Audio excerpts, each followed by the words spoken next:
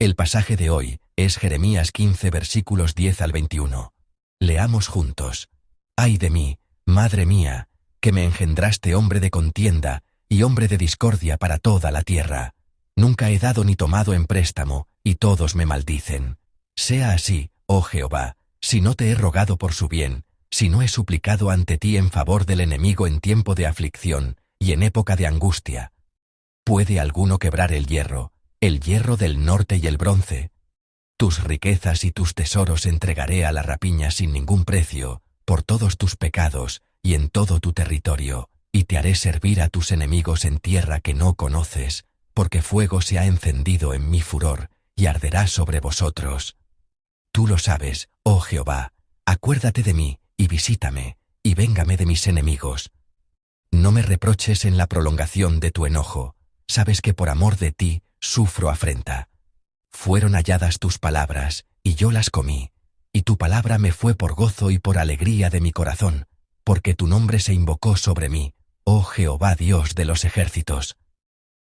No me senté en compañía de burladores, ni me engreí a causa de tu profecía. Me senté solo, porque me llenaste de indignación. ¿Por qué fue perpetuo mi dolor, y mi herida desahuciada no admitió curación? Serás para mí como cosa ilusoria, como aguas que no son estables. Por tanto, así dijo Jehová: si te convirtieres, yo te restauraré, y delante de mí estarás, y si entresacares lo precioso de lo vil, serás como mi boca. Conviértanse ellos a ti, y tú no te conviertas a ellos. Y te pondré en este pueblo por muro fortificado de bronce, y pelearán contra ti, pero no te vencerán, porque yo estoy contigo para guardarte y para defenderte, dice Jehová. Y te libraré de la mano de los malos, y te redimiré de la mano de los fuertes. Amén. Seguimos meditando en el texto de Jeremías. Antes de comenzar, quiero mencionar algo. La verdad es que si uno simplemente abre Jeremías y lo lee así, probablemente le resultará muy difícil. Esto se debe a que las voces no aparecen claramente separadas. Sería bueno que se concentraran en quién está hablando en cada momento. Cuando leemos la Biblia, y especialmente los textos de Jeremías y de los demás profetas, debemos preguntarnos siempre: ¿de quién son estas palabras? Conviene leer distinguiendo si habla Dios, si habla el profeta o si habla el pueblo. Entre los profetas, por supuesto, está el Jeremías que conocemos, pero a veces también hablan falsos profetas que no son Jeremías. Si vamos distinguiendo quién habla mientras leemos, el contenido del pasaje podrá presentársenos con un poco más de claridad. Hoy quiero compartir la palabra bajo el título: Te pondré por muro. Hermanos y hermanas, vivir por fe no significa que todos nos comprenderán. Al contrario, cuanto más procuramos vivir conforme a la voluntad de Dios, más podemos ser malinterpretados, sentirnos solos y hasta sufrir pérdidas. Jeremías fue precisamente una persona así. Él solamente proclamó la palabra de Dios, pero la gente lo odiaba. Ya hemos pasado por ese texto, pero en Jeremías 11 incluso vemos escenas en las que sus propios paisanos intentaron matarlo. El pasaje de hoy es conocido como una de las confesiones de Jeremías. Aquí Jeremías derrama delante de Dios, sin ocultar nada, sus heridas más profundas y su desaliento. Sin embargo, de una manera muy sorprendente y distinta de lo que esperaríamos, Dios no cambió aquella situación de inmediato. En vez de hacerlo, como lo expresa el título del sermón de hoy, Dios prometió convertir a Jeremías en un muro fortificado de bronce. Nosotros también queremos que la realidad y las circunstancias de nuestra vida cambien enseguida, pero aquí comprendemos que Dios primero quiere establecernos como personas que no se dejan sacudir. En el versículo 10, Jeremías se lamenta: «¡Ay de mí, madre mía!». Así comienza. En el fondo, está diciendo: «Ojalá no hubiera nacido». Su dolor llega al punto de hacer una confesión como esa. ¿Por qué dice esto? ¿Cuándo solemos decir algo así? Yo también he tenido ese pensamiento. Cuando no queremos seguir viviendo, cuando pensamos: ¿por qué, después de haber nacido en este mundo, tengo tanto sufrimiento? ¿Por qué todo es tan difícil? ¿Por qué me suceden cosas malas todos los días? ¿No pensamos muchas veces, habría sido mejor no haber nacido? En el versículo 10, Jeremías dice que, aunque nunca había prestado dinero ni había tomado dinero prestado, todos lo maldecían. ¿Qué quiere decir esto? Quiere decir que lo odiaban sin que hubiera hecho nada malo, y sin que existiera entre él y ellos ningún interés o conflicto económico especial. ¿Por qué lo odiaban? Porque proclamaba la palabra de Dios. Al mirar los versículos 15 al 17, la soledad de Jeremías se vuelve aún más evidente. Fueron halladas tus palabras, y yo las comí. Jeremías era verdaderamente alguien que anhelaba la palabra, un hombre que amaba la palabra. Ella era su gozo. Pero, irónicamente, por causa de esa misma palabra no podía reír junto con los demás. El versículo 17 dice, me senté solo. Es muy paradójico que la soledad visite a una persona de Dios. Quien no transige con el mundo puede quedar solo en algunos momentos. En este punto recuerdo una expresión de un estudioso del Antiguo Testamento. La espiritualidad de la soledad. Jeremías fue un profeta que tuvo esa espiritualidad de la soledad. Quisiera que recordáramos que la palabra del Señor también puede llevarnos a permanecer en medio de la soledad. Hoy sucede lo mismo. Cuando procuramos mantener los principios de la fe, cuando intentamos vivir con honestidad, y en ocasiones, cuando llamamos pecado al pecado y decimos, eso es pecado, la gente puede sentirse incómoda con nosotros, pero Jeremías no se detiene ahí. En el versículo 18 le hace a Dios una pregunta sincera.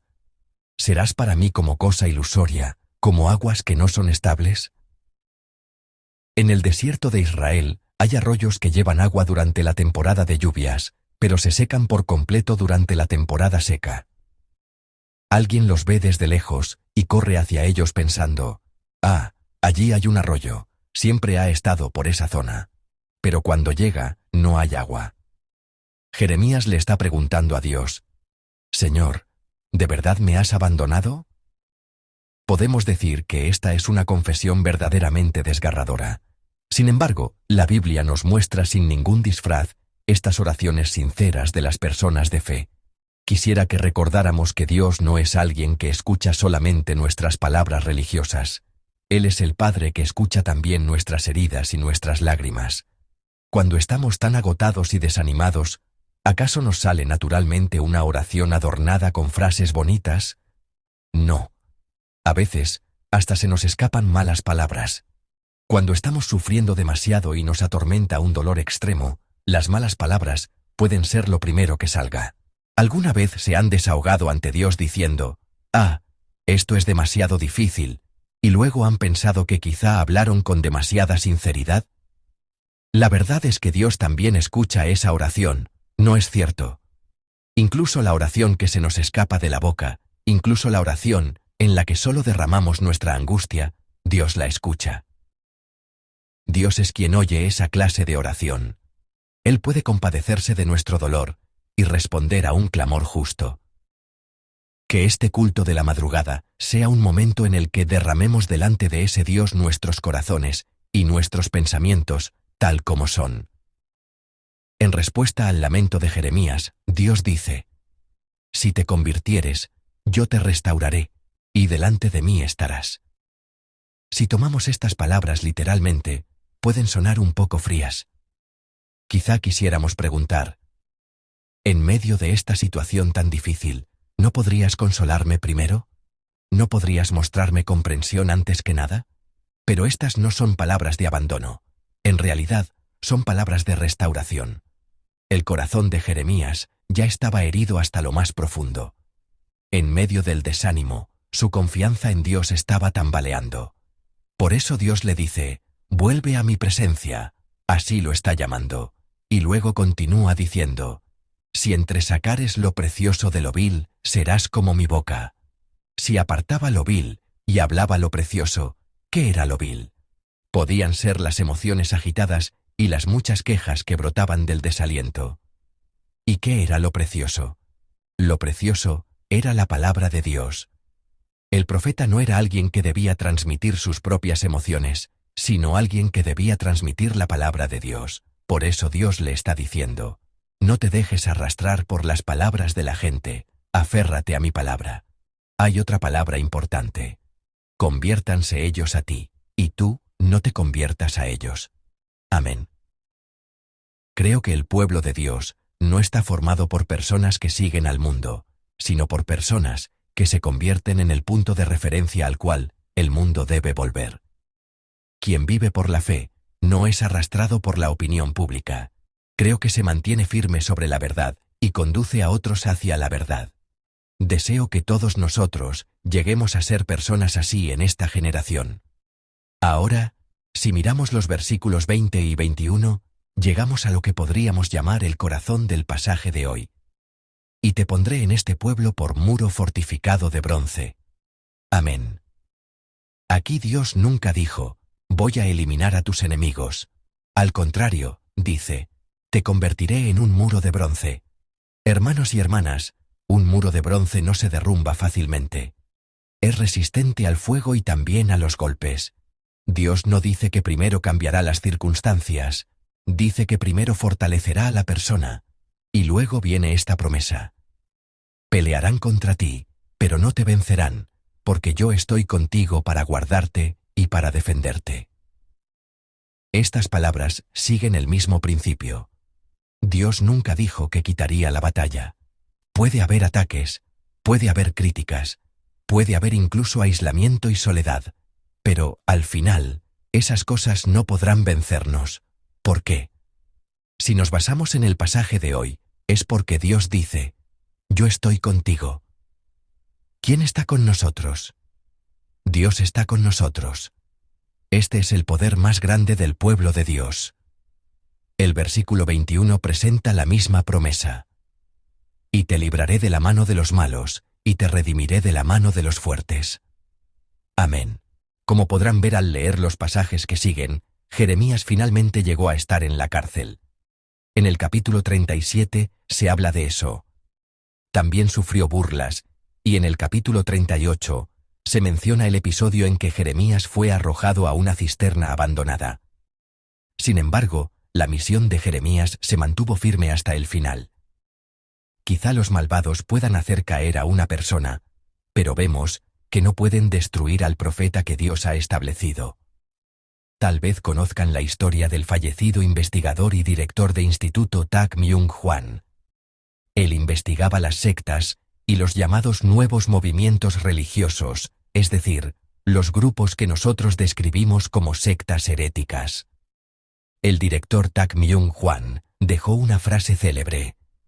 Quien tiene una misión no muere hasta que esa misión se cumple.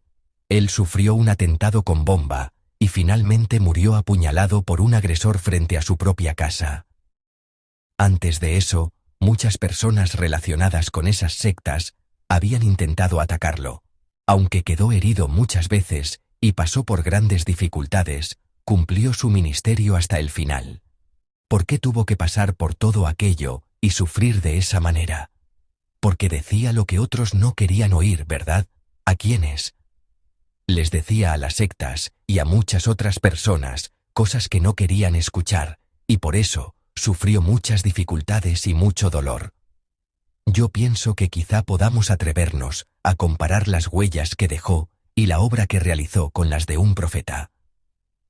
Si él no hubiera existido, muchos nuevos movimientos religiosos y muchas sectas de esta tierra tal vez no habrían sido expuestos debidamente ante el mundo. Todo aquello ocurrió porque dijo lo que era correcto y proclamó el mensaje correcto. El sufrimiento no pasó de largo frente a él. Tuvo incontables aflicciones, y por hablar la verdad, el mundo no lo dejó en paz. Sin embargo, vemos que el mundo no pudo destruir por completo a la persona que Dios había levantado.